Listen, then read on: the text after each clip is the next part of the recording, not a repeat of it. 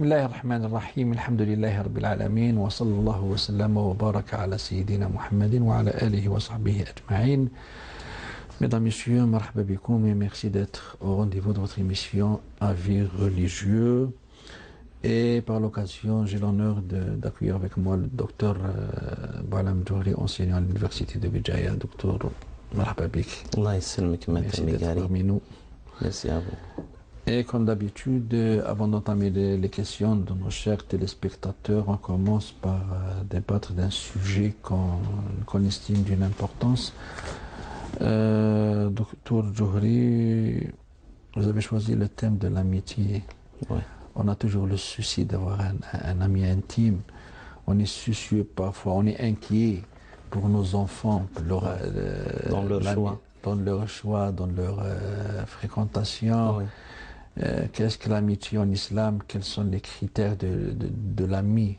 Est-ce qu'il y a des enseignements de l'islam ou des jugements par rapport à ce thème? D'abord, l'amitié en islam, docteur Djouri. Bismillahirrahmanirrahim. Allah yabarak fik. Bismillah, wassalatu wassalamu ala rasulillah wa ala alihi wa sahbihi wa man walah wa man tabi'a hudah ila yawmi an nalqa Allah rabbil alamin. Je vais saluer aussi mes frères et sœurs. Assalamu alaikum wa rahmatullahi ta'ala wa barakatuh. L'amitié est un sujet très très important dans la vie d'un musulman. Parce qu'on est sociable par notre nature. On ne peut jamais vivre, c'est-à-dire à l'égard ou en isolement de la société. Et l'amitié... par essence sociale. Voilà. L'amitié, elle est toujours là, à nos côtés. Et on doit choisir... On ne peut pas s'en passer. On ne peut pas s'en passer. Alors, on doit choisir nos amis. Le prophète, sallallahu alayhi wa sallam, dans un hadith, dans un propos, il dit « Al-mar'u ala dini khalilih ». C'est-à-dire, la personne est susceptible de suivre la foi de son compagnon, de son ami. Alors, choisissez bien vos amis, ou veillez à choisir vos amis. En arabe, al-khalil, c'est l'ami intime. L'ami intime, avec qui vous partagez peut-être même vos secrets intimes. Oui. Voilà. Et il est à vos côtés dans les moments de joie comme dans des moments peut-être d'autres humeurs. Voilà, dans toutes les circonstances. C'est-à-dire que cette amitié-là a de l'influence sur votre vie. Que vous soyez femme ou que vous soyez bien sûr homme. Il faut en choisir les amis à qui vous confiez. Et d'ailleurs, tous les amis de ce bas monde-là seront ennemis les uns aux autres au jour du jugement dernier, sauf ceux qui ont bâti leur amitié sur quelque chose qui est relatif à la foi, à la piété, à l'amour de Dieu, subhanahu. Allah Azza wa Jalla nous dit dans le Coran « Al-akhillau » بعضهم يومئذ لبعض عدو إلا المتقين. Tous les amis, sauf les pieux. Voilà, sauf les pieux. Tous les amis seront ennemis au jour du jugement dernier, sauf ceux qui étaient pieux, c'est-à-dire qui ont bâti cette amitié-là sur une base solide de piété, de bonté et d'application religieuse. De s'entraider sur la voie de... Voilà, s'entraider par la voie de Dieu, fi sabilillah, tabaraka wa ta'ala. Ta'awanu ala al-birri wa at-taqwa. Entraidez-vous, voilà, sur la base de la bonté et de la piété. Et le prophète sallallahu alayhi wa sallam nous a en quelque sorte éclairci pourquoi en quelque sorte tous les amis qui seront amis, c'est-à-dire tous les gens qui seront amis dans ce bas monde seront ennemis les uns des autres au jour du jugement dernier, sauf les pieux, parce que ceux qui se basent ou basent leur amitié sur quelque chose peut-être de matériel, qui est éphémère, et qui ne s'entraide pas dans la voie de Dieu, dans la voie de la piété, Satan les poussera à s'entraider dans l'autre voie, qui est la voie de l'égarement. Et au jour du jugement dernier, chacun d'entre eux, d'entre ces amis-là, jettera la pierre en quelque sorte à l'autre. Il dira: c'est de sa faute que je me suis égaré pendant la vie précédente.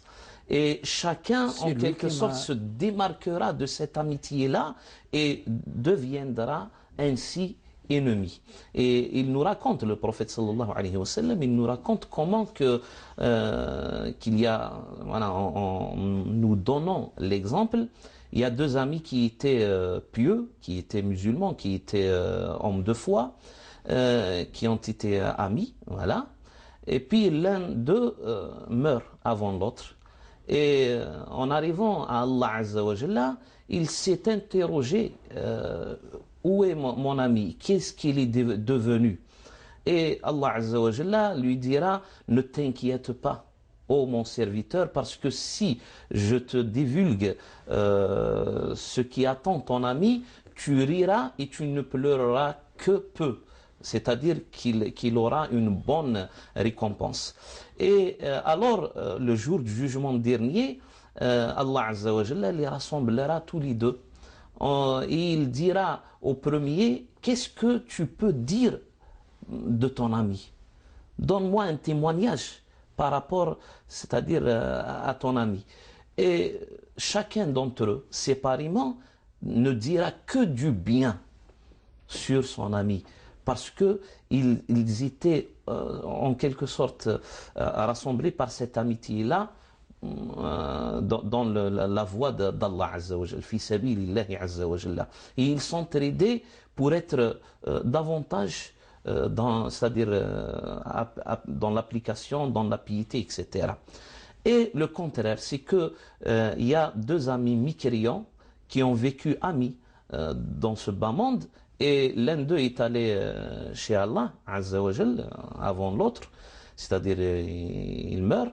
Et puis arrivant, il s'interroge aussi sur son ami. Allah va lui dire: si tu sauras en quelque sorte son devenir, tu vas pleurer plus que tu vas rire. Et le jour du jugement dernier, Allah Azza wa Jalla demandera à tous ces deux amis-là qui étaient amis, c'est-à-dire lorsqu'ils étaient vivants dans ce bas monde, il leur, c'est-à-dire demandera des témoignages séparément, chacun sur son ami. Et là, tout va changer. C'est-à-dire cette amitié-là va être une haine envers l'autre. Tous les deux, ils se jetteront en quelque sorte la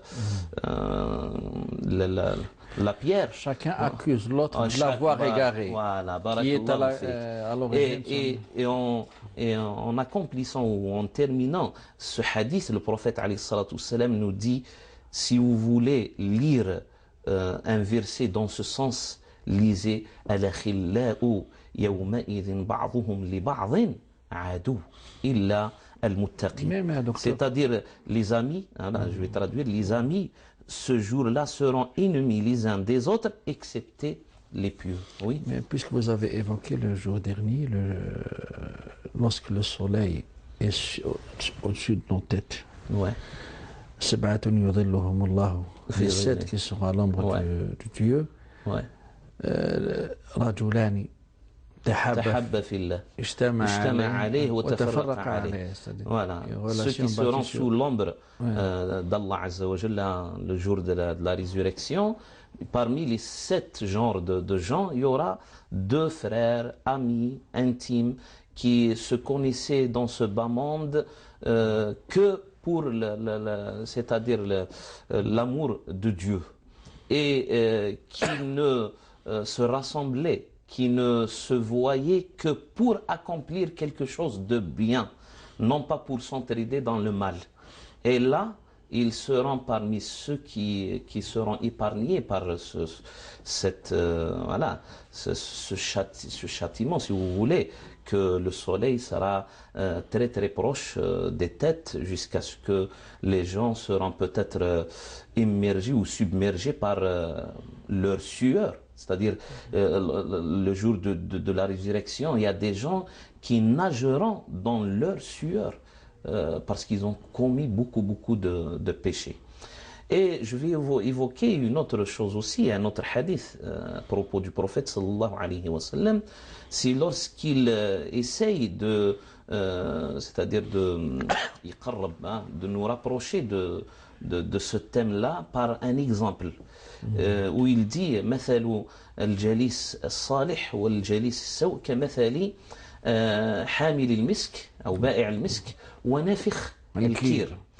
أما حامل المسك فإما أن تشتم منه ريحة طيبة وإما أن يحذيك أو تبتاع منه، وأما نافخ الكير إما أن يحرق ثوبك وإما أن تشتم منه رائحة نتنة. C'est-à-dire que cette interaction, cet effet qu'il y a entre le respect pour tous les métiers, bien sûr. Bien sûr. C'est pour juste illustrer en quelque sorte le sens. Le prophète alayhi salatu wassalam, il dit la compagnie d'une bonne ou d'une mauvaise personne peut se comparer à celle du vendeur de parfum ou de musc et du forgeron. Il dit le premier, il sentira bon, voilà, ou vous donnera un peu de son parfum, ou vous en vendra. Et alors que le second sentira mauvais et risquera de brûler vos vêtements. C'est-à-dire, on retourne au premier propos du prophète alayhi salatu wassalam lorsqu'il dit une personne est susceptible de suivre la foi de son ami, alors faites attention à qui vous traitez en ami. C'est-à-dire, lorsque vous choisissez quelqu'un d'égaré, quelqu'un qui vous incite c'est-à-dire à désobéir à Allah Azza wa Jal et qui vous encourage dans ce chemin-là, vous avez fait le mauvais choix. Et il faut choisir celui qui vous rehausse dans votre application, dans votre amour à Dieu, et celui qui va vous aider à vous améliorer au jour le jour. Une autre question qui est très importante pour les parents, il faut qu'ils s'inquiètent quant à la fréquentation la de leur enfant, parce que leurs l'ami, enfants, comme vous venez de l'évoquer, est un élément déterminant quant au comportement de nos enfants, au chemin qu'ils prennent par rapport à l'égarement. Et d'ailleurs, le prophète alayhi salatu wassalam, dans un autre propos, il nous dit Man ashara qawman 40 yawman faqad asbaha minhum. C'est-à-dire, en le prenant dans ce sens-là de l'amitié aussi, c'est lorsque vous fréquentez une personne, c'est-à-dire que vous allez en quelque sorte absorber de son comportement, comme il va aussi absorber de votre comportement, inévitablement. Donc, et le prophète alayhi salatu wassalam a pris cette durée-là, c'est-à-dire lorsque vous serez collé à quelqu'un, vous n'arriverez pas au bout d'une année, c'est-à-dire d'où la dangerosité de la question. C'est-à-dire, il faut faire attention parce que même après quelques jours, vous allez y tomber dans peut-être les mauvais comportements de l'autre. Donc ils doivent veiller à ce que il faut les surveiller, c'est-à-dire au quotidien. Et leur enseigner les critères et les qualités d'un bon ami. Voilà. Celui qu'on le prend comme un ami intime. Les qualités, qu'il soit pieux, qu'il soit appliquant, c'est-à-dire il applique sa religion, engagé, qu'il n'ait pas en lui c'est-à-dire quelques mauvais comportements, surtout le mensonge. C'est-à-dire qu'il soit pieux et puis qu'il soit attentif. Parce qu'il y a aussi des amitiés qui n'ont pas été bâties par la réciprocité. C'est-à-dire, Oui. il y a toujours un côté qui est là, qui est généreux, qui donne, qui s'applique dans cette amitié-là. Et puis l'autre, il n'est pas intéressé par cette amitié-là. Là, vous n'allez pas vraiment vivre cette voilà, ni'ma. Je ne saurais pas, peut-être la Les traduire. bienfaits d'Allah. Parce que l'amitié est un bienfait d'Allah Azza wa Jalla.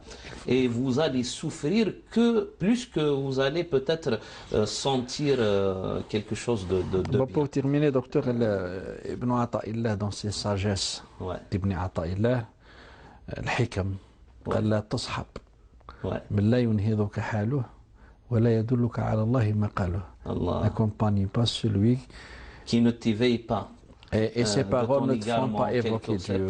par sa situation. Ouais. Et celui qui... ولا يدلك على الله مقاله. Voilà, celui qui ne te guide pas par sa parole, qui ne te guide pas vers Allah Azza wa Jal. خير الأصدقاء من إذا نسيت ذكرك وإذا ذكرت أعانك. Voilà. Voilà. Le meilleur des compagnons, c'est celui que lorsque tu oublies, il est là pour, en quelque sorte, te prévenir et te J'espère donner... qu'on a pu ouvrir des pistes pour penser. Inch'Allah, Inch'Allah. Et puis le Shafi'i aussi, il dit من لا يرعاك إلا تأسفا تكلفا فدعه ولا تكثر عليه تأسفا. Oui. Bon, si vous permettez bien, docteur, nous passons aux questions de nos chers téléspectateurs. Avec tout l'honneur que je vous dois, je vis ici en France depuis 1 an. Alhamdulillah, je mange que du halal en tout qui concerne viande et tout. Ouais. Mais ces derniers temps, en regardant les boîtes comme le confiture, il y a écrit gélifiant ou bien gélatine. J'ai fait des recherches sur Internet et j'ai trouvé que c'est de la gélatine du porc, les porcines, la gélatine porcine. Et alhamdulillah, depuis ce jour-là, j'ai arrêté de les prendre. Et comme exemple, il y a trop de produits qui sont faits avec ce gélifiant, gélatine. Il y a des personnes qui me disent que c'est pas haram et de les prendre, mais comme je le sais que la moindre graine du porc, enfin, est interdit comme Dieu a cité. Dans ce qui c'est normal et halal de manger ces produits avec ce gélifiant aussi haram, et arrêter une fois pour toutes de les acheter. Merci bien vouloir me répondre dans les brefs délais qui suivent ma question. Inch'Allah. C'est la question qui est... La gélatine qui rentre dans la fabrication de beaucoup d'aliments aujourd'hui, surtout... Elle est d'origine porcine, c'est vrai. Qu'elle soit d'origine porcine, qu'elle soit d'origine, c'est-à-dire bestiale, non pas d'origine végétale. Parce que même la bête, peut-être qu'elle ne soit pas égorgée conformément à l'enseignement de l'islam. Mais ce n'est pas là le problème. Moi, je vais prendre la question de notre frère d'une autre manière. C'est-à-dire, il y a beaucoup de musulmans qui se compliquent un petit peu la vie. Et peut-être moi j'imagine comme ça, lorsqu'ils vont au marché ou dans des supérettes, je ne sais pas quoi, et ils prennent avec eux une grande liste avec toutes les abréviations des gélatines, parce que sur les emballages il est écrit E442 ou E348, etc. Ils sont symbolisés. Ils cherchent en quelque sorte sur tous les emballages, est-ce qu'il y a de la gélatine porcine ou de la gélatine, c'est-à-dire bestiale, bovine ou autre chose, etc. Mais il se complique de cette manière-là la vie. C'est-à-dire qu'Allah Azza wa Jalla lui a permis beaucoup de choses, c'est-à-dire en ne se compliquant pas la vie. Et dans ce cas-là, notre école ou doctrine malikite, avec même la doctrine hanafite, sont clairs sur ce sujet. C'est que ce qui se transforme et n'est plus les mêmes caractéristiques que son origine, hein, ni le même goût, ni la même odeur, ni c'est-à-dire même peut-être ni même la même morphologie, si vous voulez. Là, elle devient licite, elle devient halal. Mais justement, docteur, là, bon, d'abord, c'est bien d'être soucieux de ce qu'on Voilà, mange, parce d'accord. qu'il y a Mais le haram. pas Non, non, à une surtout que limite. ces additifs font le débat. Ces additifs alimentaires, Là, nous les allons. colorants, mais les d'accord. gélatines, Peut-être concernant la santé. Concernant la santé, Non, non, c'est non, non, un débat de mais par santé. rapport au halal, au haram, font le débat. Là, nous allons répondre à Maître Migari. D'accord. C'est que, à l'origine, il y a des choses dans la charia qui sont illicites. D'accord? Oui. Haram. Comme l'ihab. L'ihab, c'est-à-dire la peau. La peau, même la peau du porc. Voilà. Le prophète, alayhi salatu wassalam, il dit, concernant c'est-à-dire l'impureté ou la pureté de la peau, il dit إِذَا دُبِغَ الْإِهَابُ فَقَدْ طَهُرْ. C'est-à-dire, si la peau est talée, elle devient pure. C'est un hadith dans Sahih Muslim. Et les Malikites et les Hanafites disent un najis, c'est-à-dire l'impur, si il se transforme, إِذَا اسْتَحَالَ, après l'istihala, la transformation, si l'impur se transforme, il devient de cette manière-là pur. Justement, c'est Même qu'il soit peut-être même de la peau d'un animal qui est à l'origine illicite, comme le porc. Oui, c'est clair. Ouais. Mais donc la divergence pour ceux qui permettent de manger cette gélatine ou non, c'est que est-ce que pendant le processus de fabrication de cette gélatine, il y a eu cette transformation ou non? Elle est devenue une autre chose. Elle est devenue une substance chimique. Justement, c'est approuvé. Elle n'est plus, c'est les experts en matière qui le disent. Voilà. Elle n'est plus une matière, c'est-à-dire elle n'est plus de la chair. Ce n'est plus de la chair. Mouch, lahm. Elle est devenue une substance chimique qui n'a jamais les mêmes caractéristiques avec la chair d'origine. La structure moléculaire. La structure moléculaire, etc. Elle change par cette transformation-là. Et puis elle rentre dans la conservation, etc.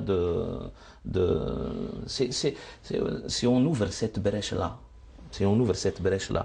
même peut-être le kasher, le pâté, ouverte, voilà, le kasher, le pâté, etc. Et il y a une substance chimique qui est tirée d'un petit animal, d'un insecte, le khunfus, qui n'est pas permis dans la charia pour le manger. Mais avec l'istihala, avec la transformation, il n'a plus les mêmes caractéristiques, si vous voulez. C'est-à-dire il n'a plus les mêmes caractéristiques et on va par l'qiyas, analogie, à ce hadith que le prophète alayhi salatu wassalam a dit concernant l'impureté et la pureté de la peau, comparer cette chose-là avec c'est-à-dire cette question de l'impureté et de la pureté. Cette transformation est prouvée scientifiquement. Oui, bien sûr. Oui, bien sûr. D'accord. Ouais.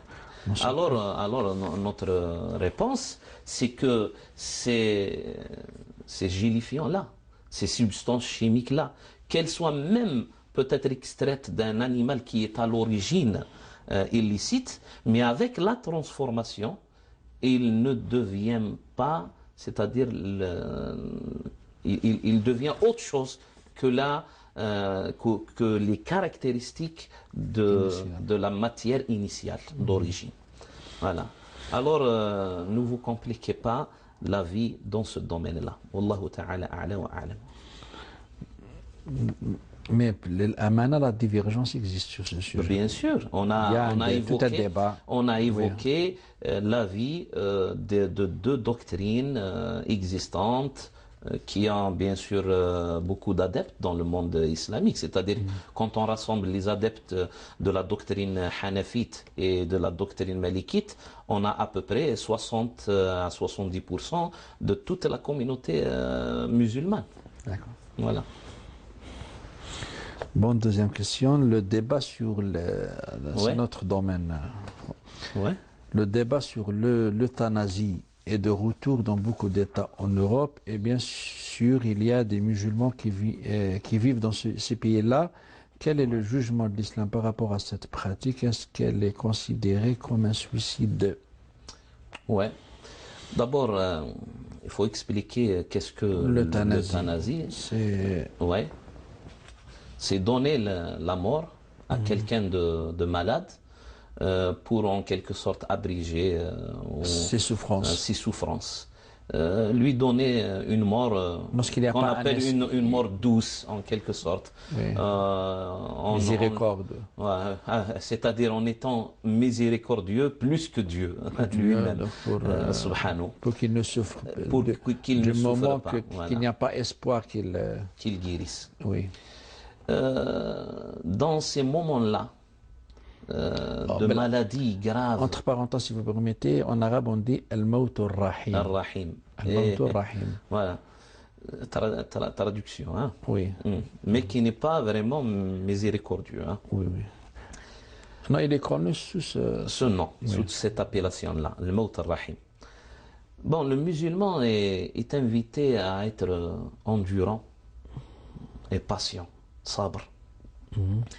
Et la maladie chez le musulman a une autre perception, c'est-à-dire il va percevoir un autre concept, c'est qu'elle est une sorte de lavage qu'Allah Azza wa Jalla attribue à son serviteur pour le purifier, pour qu'il peut-être qu'il meure, qu'il trouve la mort en n'ayant même pas un péché sur son dos. D'ailleurs, il y a un hadith dans ce... Il y a un hadith dans ce sens, c'est que Allah Azza wa Jalla, si il aime un de ses serviteurs, إذا أحب الله عبدا ابتلاه. il l'éprouve. Pourquoi qu'il l'éprouve? Pour le purifier. ابتلاه ليطهره من ذنوبه. حتى إذا قرب أجله وبقي عليه شيء من الدرن شدد عليه سكرات الموت فإذا خرجت روحه تركته كيوم ولدته أمه. C'est-à-dire que si son destin, la mort est arrivé, il va lui amplifier un petit peu, c'est-à-dire cette souffrance-là, pour le purifier davantage, pour que lorsque son âme se sépare de son corps, elle laissera ce corps-là totalement purifié. Comme si c'était le jour où il a été ce qui est pour nous des souffrances, voilà, on a une autre conception de ce sujet-là. C'est une purification. Et le prophète alayhi salatu wassalam même a évoqué cette situation-là, même avant 14 siècles. Il raconte qu'il y a parmi ceux qui vont précéder, qui vous ont précédé, il y avait c'est-à-dire un des serviteurs de Dieu, Abd, hein, qui avait été atteint lors d'une bataille. Et il est tombé malade à cause de ça, de sa blessure, et n'en pouvait plus endurer. Supporter. Il ne supporte pas les douleurs. Il a pris un couteau et il s'est coupé les veines. Les veines de sa main. Les veines de sa main. Et le sang n'arrêtait pas, c'est-à-dire de... Il s'est suicidé. Voilà, il s'est suicidé jusqu'à ce qu'il trouve la mort. Et le prophète, alayhi salatu wassalam, le hadith est dans le Sahih Muslim, il dit, Allah Azza wa Jalla s'est mis en colère envers son serviteur. Il a dit, c'est lui qui a choisi de venir à moi, hein, c'est-à-dire il est rentré dans ce qui est réservé, il s'est précipité. Ista'jala abdi. استعجلني عبدي فقد حرمت عليه الجنة. Et pour cela, je lui ai interdit d'y accéder au paradis. Subhanallah. Alors, par ce hadith-là, et par beaucoup de versets aussi qui parlent du suicide, parce que c'est un suicide. Lorsqu'on demande à quelqu'un de vous tuer, hein, vous demandez à quelqu'un de vous tuer, c'est comme si vous suicidez vous-même. Parce que c'est vous qui avez voulu cette chose-là. Et puis celui qui va entamer, qui va exercer cet acte-là, il va ôter l'âme, il va ôter une vie. C'est-à-dire nous avons il est tueur. Et Allah Azza wa Jalla nous dit وَلَا تَقْتُلُوا أَنفُسَكُمْ إِنَّ اللَّهَ كَانَ بِكُمْ رَحِيمًا. On y retourne à cette appellation-là, la mort douce ou la mort miséricordieuse ou je sais pas quoi. Non, Allah Azza wa Jalla est le miséricordieux. C'est lui le miséricordieux. Il faut rappeler que nous avons notre propre vision, notre propre perception, conception de la mort, des souffrances avant la mort, qui est en rapport avec notre foi. Voilà, très bien. Alors, si il y a quelqu'un qui travaille, moi je dirais, bon, pour le malade, pour le musulman, c'est strictement interdit de se donner la mort. Le prophète Ali sallallahu alayhi wa sallam nous dit لا يتمنين أحدكم الموت. Non, pour l'euthanasie, ce n'est pas lui qui se la donne, c'est le non, mais il la souhaite. Il la souhaite parfois. Mais parfois, c'est la décision du médecin. Dans la plupart des cas, c'est le malade lui-même qui demande. Voilà, sa famille. Parce qu'il y a beaucoup de pays européens, je ne dirais pas, c'est-à-dire la totalité, mais il y a des pays qui permisent cette manière-là de donner la mort avec l'approbation, bien sûr, du malade lui-même, par sa demande. Alors le prophète alayhi salam nous dit لا يتمنين أحدكم الموت. C'est-à-dire, il est interdit aux musulmans qu'ils souhaitent la mort à soi-même. Voilà, qu'ils se souhaitent la mort. وإن كان ولا بد. C'est-à-dire, s'il est dans une situation vraiment de souffrance, voilà, de souffrance et de désespoir. Voilà, parfois, les médecins vous disent, ça y est, il n'y a plus de remède, il n'y a plus de médicaments, il n'y a plus d'issue. Sauf un miracle de Dieu. Sauf un miracle.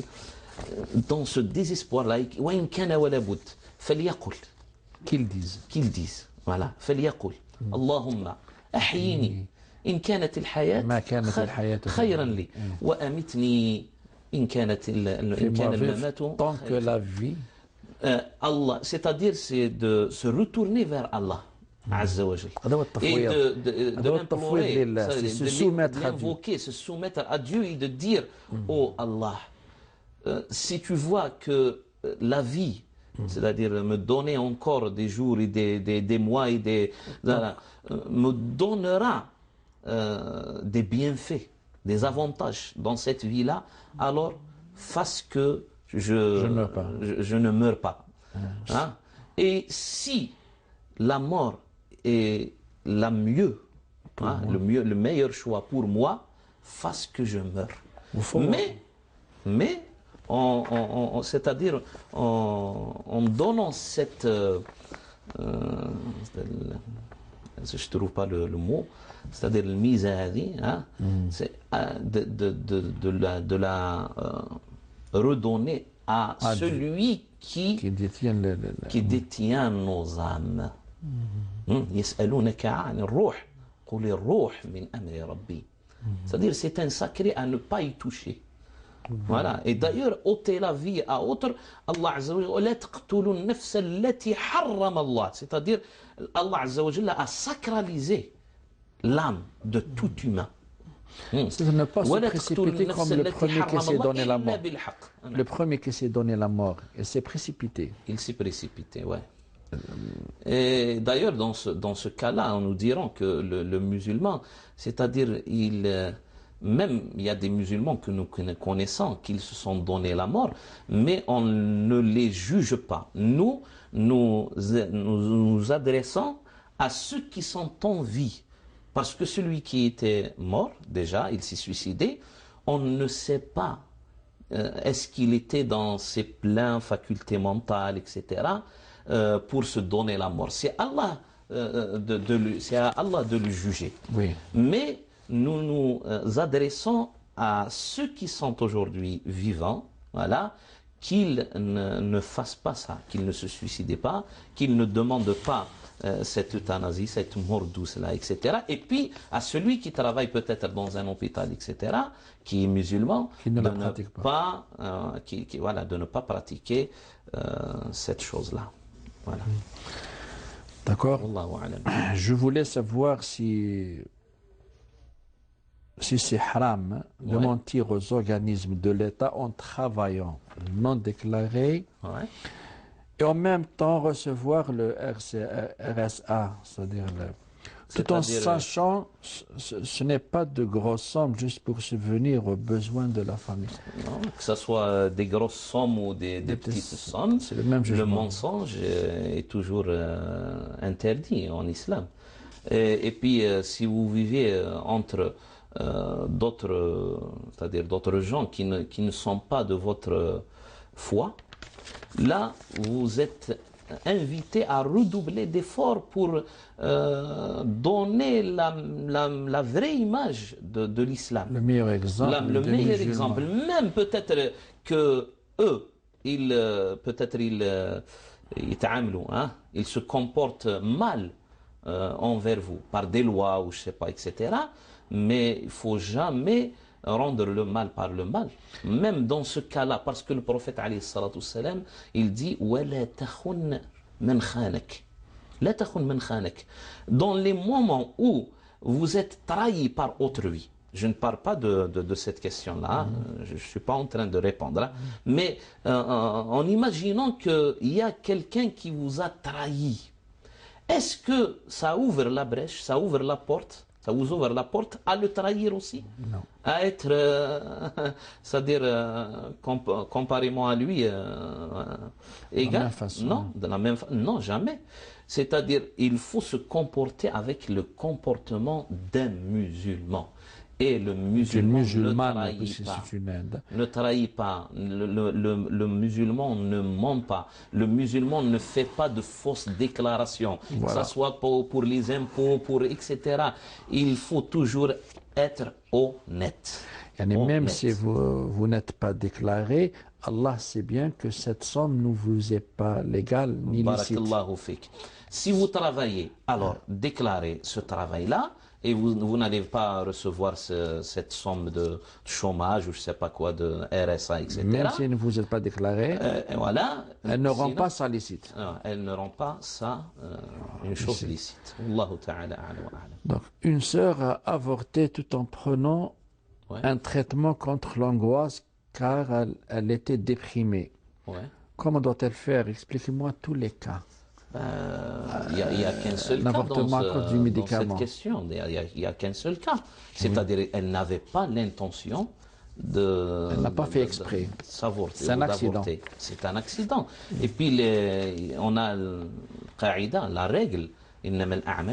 C'est un propos du prophète et puis c'est une aussi règle de la jurisprudence islamique. Oui. Les actes ne valent que par les intentions. C'est-à-dire, du moment qu'elle n'avait pas l'intention, vraiment, en prenant ces médicaments, d'avorter, là, elle n'a aucun péché. Elle n'en est pas responsable. Elle n'en est pas responsable. Dans le cas où elle a pris ces médicaments-là, avec l'intention de se faire avorter, là, elle est dans le péché. Et puis, dans ce cas-là, il y a des choses à faire, bien sûr, concernant et son mari, et concernant même, c'est-à-dire son repenti envers Dieu. Mais du moment qu'elle était déprimée, elle a pris ces médicaments-là, elle n'avait pas l'intention de s'avorter, elle n'a aucun péché.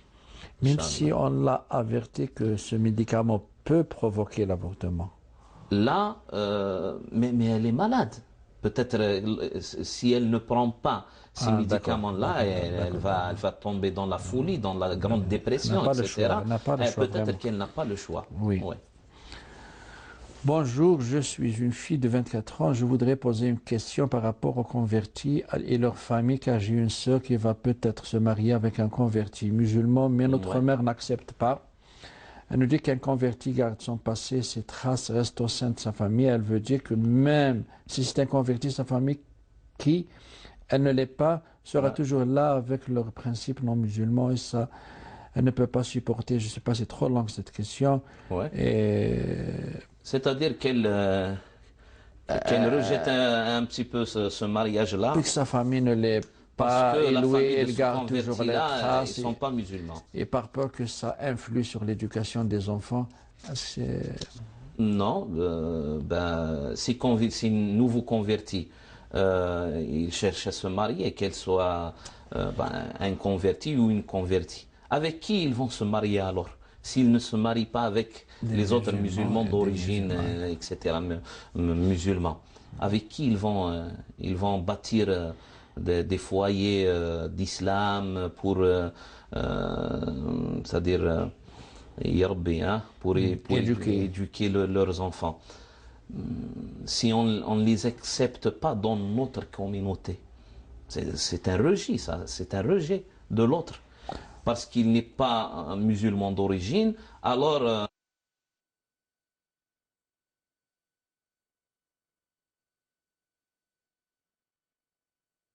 الله أكبر الله أكبر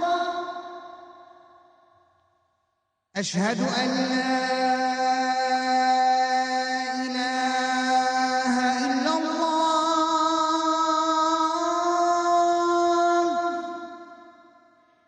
أشهد أن لا إله إلا الله أشهد أن محمدا رسول الله أشهد أن محمدا رسول الله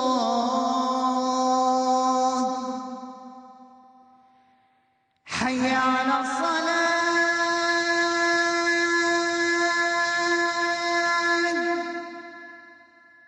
حي على الصلاة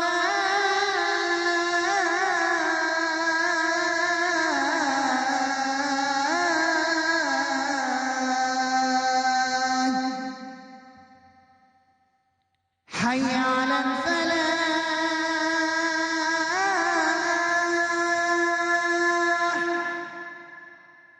حي على الفلاح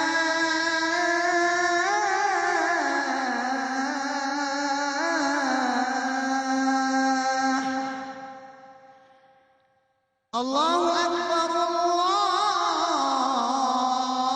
أكبر لا إله إلا الله اللهم رب هذه الدعوة التامة والصلاة القائمة آت محمدا الوسيلة والفضيلة وابعثه مقاما محمودا الذي وعدته. on l'accable avec sa relation avec sa famille, ses parents, etc. Alors que le prophète sallallahu alayhi wa sallam s'est marié avec Ramla, Maïmouna, comment qu'elle s'appelle, Maître Migari, Ramla bint Abi Sufyan. Hein, Ramla, Maïmouna, c'est ça? Non? Ramla, ou Ramla bint Abi Sufyan. Il s'est marié avec elle, hein, en sachant, bien sûr, avec certitude, que son père et sa mère, son père, c'est Abu Sufyan, qui était le chef des mécréants, avant qu'il se convertisse après quelques années, et sa mère, Hind, hein, qui a bu le sang de Sidna Hamza, lorsqu'elle était aussi mécréante. Mais ça n'a pas, en quelque sorte, لا تزر وزيرة le prophète, barakallahu fik, la tazir waziratun wizra ukhra.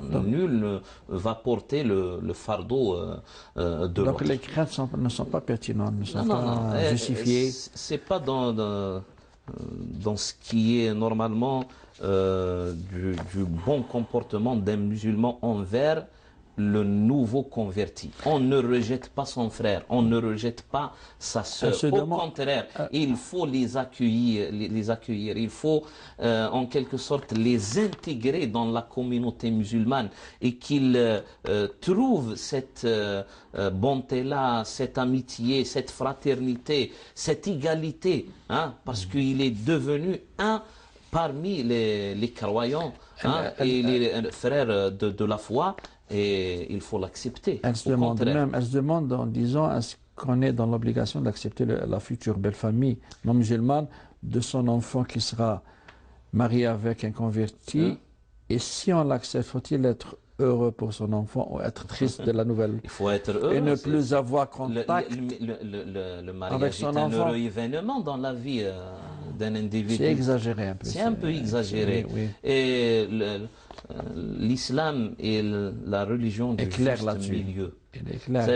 Il n'y a pas d'exagération, hein, la tafrit. Et puis il n'y a pas du laxisme aussi, la ifrat. Il faut être dans le juste milieu et accepter cela, parce que, je vais donner un autre exemple, c'est que le Coran nous permet, nous les musulmans, les hommes, de nous marier avec une femme parmi les gens du livre, qu'elle soit juive ou qu'elle soit chrétienne. وطعام الذين أوتوا الكتاب حل لكم وطعامكم حل لهم والمحصنات من المؤمنات والمحصنات من الذين أوتوا الكتاب من قبلكم. C'est-à-dire accepter cette femme-là en étant la mère de nos futurs enfants, voilà, et qu'elle reste avec sa foi, qu'elle reste juive, qu'elle reste chrétienne. L'islam accepte cette situation. Alors, comment dire pour un qui s'est converti à l'islam, qui s'est converti, qui a embrassé l'islam, et puis on le rejette, subhanallah, pourquoi? Parce qu'il y a les grands-parents, il y a ses frères, peut-être ses sœurs, mais en le rejetant, on peut peut-être le donner au Satan, c'est-à-dire qu'il va avoir des remords, peut-être, parce qu'il a embrassé cette religion, cette communauté de musulmans qui les ont rejetés.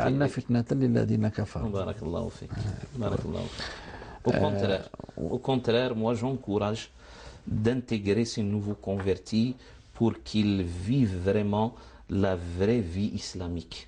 C'est-à-dire avec nos traditions, nos événements, nos fêtes religieuses, nos valeurs, etc. C'est de cette manière-là qu'on peut influer aussi sur leur famille aussi, après. Exactement. Salam, M. Megali, Prof. Djouhri, ma question est celle-là.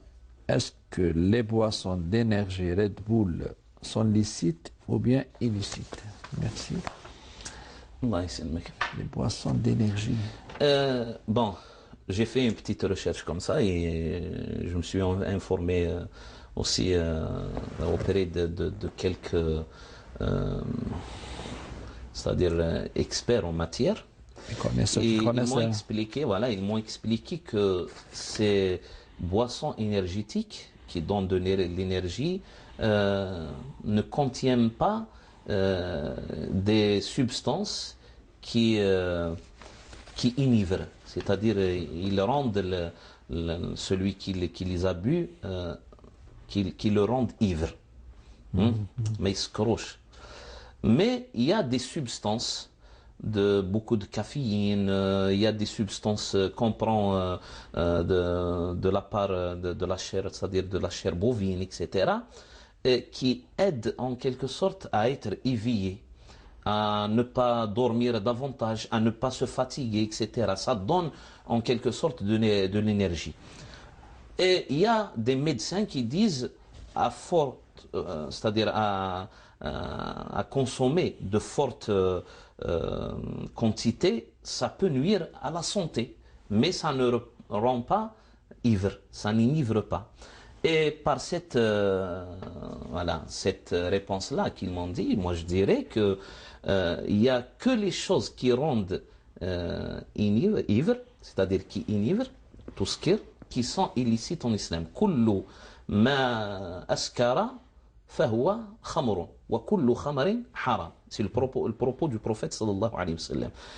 Tout ce qui rend ivre, c'est-à-dire tout ce qui enivre, est du khamr, c'est-à-dire du vin. On peut en quelque sorte le comparer au vin. Et tout ce qui est khamr, c'est-à-dire qui enivre, voilà, est illicite. Et qui Mais porte par rapport atteinte à à la santé du...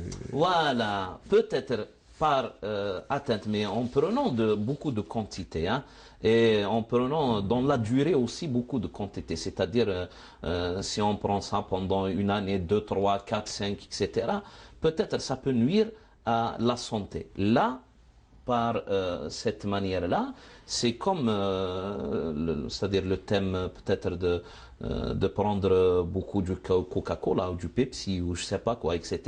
Ça peut aussi nuire à la santé. Un abus dans ce domaine-là. Mais on ne peut pas rendre directement quelque chose qui est licite, en le jugeant qu'il est illicite. Pourquoi? Parce que il peut nuire à la santé. Même le piment peut nuire à la santé de quelqu'un en prenant beaucoup de piment, en prenant beaucoup de boissons gazeuses, etc. Ça peut nuire à la santé. Peut-être ça peut arriver même à attraper un cancer, etc. Mais on ne peut pas interdire initialement cette matière-là. On Mais rappelle sinon, que dans ce domaine, la permission est la règle, sauf chose qui est interdite explicitement بارك الله فيك. par les textes. الأصل في الأشياء الإباحة. C'est la permission. إلا لوجود قرينة dans les textes ou autres, bien sûr. Mais dans cette boisson-là, qu'elle soit, c'est-à-dire comme il l'a cité, du Red Bull ou autre chose, ça donne de l'énergie, mais ça n'enivre pas. Alors, on n'a pas un texte qui interdit ça. Sauf si le médecin... Même par rapport à ces ingrédients, parfois... Par rapport à ces ingrédients, j'ai là un petit récapitulatif. Il y a de l'eau gazifiée, du sucre, du saccharose, du glucose, de la taurine, c'est-à-dire une substance chimique qui est extraite de la chair des bovins. Il y a de la glucorolactose, la caféine et les vitamines B6 et la vitamine aussi B12. C'est ça la composante chimique en quelque sorte, ou la composante des ingrédients de cette boisson-là. Moi, je ne trouve pas ici quelque chose qui est directement, voilà, qui peut rendre cette boisson-là illicite. Wallahu ta'ala. Même sur la zone entre licite et le shubha. Shubha, il n'y a pas... Shubha, c'est que lorsque vous prenez, c'est-à-dire beaucoup, hein, avec des quantités, peut-être que ça va nuire à votre santé. Je dis bien ça. Et là, chacun est maître de soi-même pour régler un petit peu sa consommation par rapport à ces choses-là. Quelqu'un qui prend de l'eau gazeuse, hein, tous les jours, il va tomber malade. Mais on ne peut pas dire à quelqu'un, celui-là, il est tombé malade parce qu'il buvait beaucoup d'eau gazeuse, alors toutes les eaux gazeuses sont illicites et interdites, etc. Et puis, il y a aussi des gens qui sont, c'est-à-dire susceptibles de tomber souvent malades. Et c'est au médecin aussi de les orienter dans la vie du médecin. La vie du médecin est très très importante. Donc, peut-être quelqu'un qui a une maladie du cœur, l'hypertension, etc. Il ne peut pas prendre et ça devient à chacun en quelque sorte d'en juger par sa situation de santé et par son éthique avec laquelle c'est-à-dire il acte tous les jours avec les aliments qu'il prend. Voilà. Ben, je ne sais pas s'il reste beaucoup de temps. Inch'Allah. Il y a une question très longue. Combien il reste du temps? Je ne sais pas combien il reste du temps. Une minute, donc on la laisse pour Inch'Allah. la prochaine fois, avec très longue la question. Oui. Eh bien, docteur Djohri, merci pour Allah tous ces yassalam. éclaircissements, ces précisions. Allah ybarik. Mesdames, Messieurs, merci pour votre attention. La semaine prochaine, Inch'Allah, d'ici là, استودعكم الله الذي لا تضيع ودائعه. السلام عليكم ورحمة الله وبركاته. Wa alaykum assalam wa rahmatullahi wa barakatuh.